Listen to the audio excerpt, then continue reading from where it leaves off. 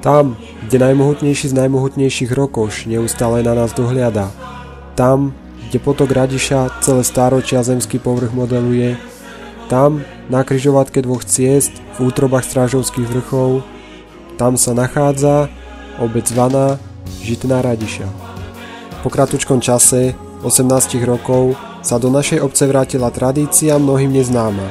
Tradícia spätá s príchodom vašiangového obdobia, pôstu a nezadržateľne sa blížiacej Veľkej noci. Tradícia, podľa ktorej sa ľudia mohli poslednýkrát zabávať, hodovať a piť, čo im hrdlo ráči až do príchodu Veľkej noci. Tradícia menoniesúca, pochovávanie basy. Posledná rozlúčka so zosnulou basou sa konala dňa 2. februára 2008 aj v obci Žitná Radiša. Tu sa pochod začal od horného konca v Žitnej a pokračoval pozdĺž celej Žitnej až na koniec Radiše. Ľudia v obci sa tejto tradície v hojnom počte zúčastnili, aj keď počasie moc neprialo. Nezabudli na tradičné jedlá v podobe šišiek, fániek a všelijakých dobrôt, ktoré vlastnoručne pripravovali. Nechýbalo však ani občerstvenie nejakouto pálenkou či frnžavicou, ktorá účastníkom pohonu dodávala teplo a náladu i v taký pochmurný deň. Nesmieme však zabudnúť na klobásky, vajíčka a slaninku, ktoré si ľudia šetrili k tejto príležitosti a boli sa ich ochotní v nemalej miere vzdať. A čo hovorí na samotný pochod starosta obce? Poďme sa ho opýtať. Je vidieť, že mladí ľudia u nás majú záujem o takéto aktivity.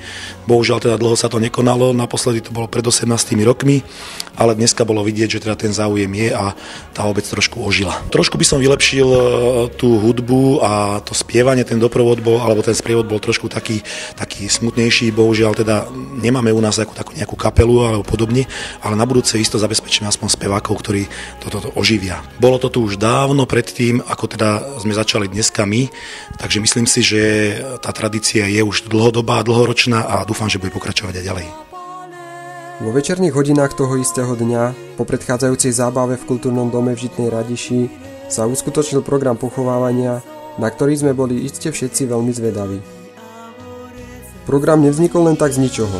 Hlavní protagonisti, naši herci, farári, sa na program pripravovali a strávili nad jeho nácvikom nie 1 hodinu. Postarali sa o rozochvenie našich bránic, čo iste nikdy nie je na škodu.